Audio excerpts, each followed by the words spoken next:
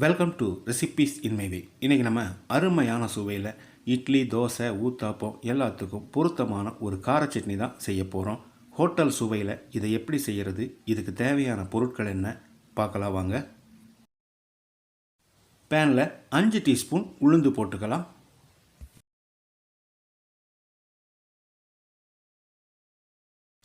மிதமான தீயில் 1 நிமிஷம் இதை கருகாத அளவுக்கு செவக்க வறுத்து எடுத்துக்கலாம். இந்த அளவுக்கு வறுபட்டது போதும். இதை பிளேட்டில் எடுத்து கொட்டிடலாம். அதே பேனில் 5 டேபிள் ஸ்பூன் நல்லெண்ணெய். நல்லெண்ணெய் தான் இந்த சட்னிக்கு நல்லாயிருக்கும். எண்ணெய் காஞ்சிருச்சு. 12 வரமிளகாயை போட்டு வறுத்துடலாம். குறைஞ்ச தீயில் தான் இதை வறுக்கணும், இல்லைன்னா சீக்கிரமாக கருகிரும். ஒரு 30 செகண்ட் வறுத்தா மட்டும் போதும். மிளகாய் நல்லா மொறுமொறுப்பாக வறுவட்டுருச்சு. இதை எடுத்து ஒரு பிளேட்டில் போட்டுடலாம்.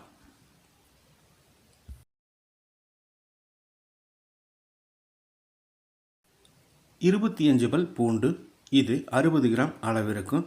இதையும் வதக்கிடலாம். ஒரு 30 செகண்ட் இது வதங்கட்டும்.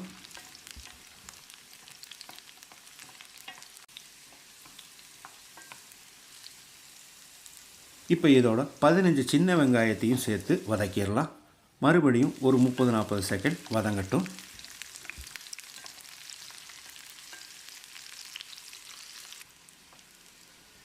வெங்காயம் பூண்டு செவந்து வர அளவுக்கு வதங்கிருச்சு. இதையும் எடுத்து பிளேட்டில் போட்டுக்கலாம்.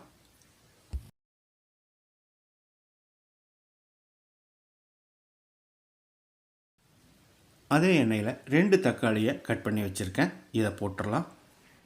தக்காளி போடும்போது மேலே எண்ணெய் தெறிக்கும், ஜாக்கிரதையாக போடணும்.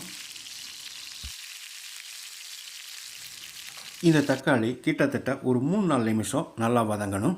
அதுக்குள்ளே ஒரு 2-3 தரம் திருப்பி விட்டு வதக்கணும். நீங்கள் 4ஆக கட் பண்ணி வதக்கிறதா இருந்தாலும் வதக்கிக்கலாம். தக்காளியோட தோல் சுருங்குற அளவுக்கு நல்லா வதங்கிருச்சு. இப்போ இதை எடுத்து பிளேட்டில் போட்டுடலாம்.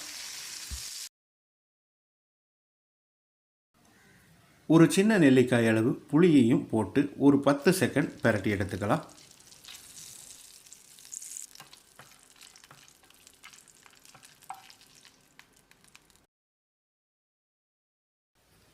இது எல்லாமே நல்லா ஆறின பிறகு 1 டீஸ்பூன் கல்லுப்பு சேர்த்து மிக்சி ஜாரில் போட்டு வச்சுருக்கேன். தண்ணி சேர்க்காமல் இதை அரைக்கணும். நைஸாக அரைச்சி எடுத்துக்கலாம். இந்த சட்னிக்கு ஒரு தாளிப்பு கொடுத்துடலாம். மீதி இருந்த எண்ணெயோட நான் 1 டேபிள் ஸ்பூன் எண்ணெய் சேர்த்துருக்கேன். அதில் 1/2 டீஸ்பூன் கடுகு,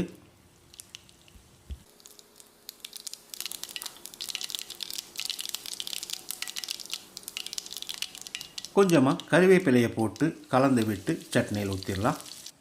2-3 நாள் ஆனாலும் கெடாத இந்த பூண்டு தக்காளி கார சட்னியை இதே மாதிரி இதே அளவுகளோடு நீங்கள் செய்து பாருங்கள். இந்த வீடியோ பிடிச்சிருந்தா லைக் பண்ணுங்கள், கமெண்ட் பண்ணுங்கள், ஷேர் பண்ணுங்கள்.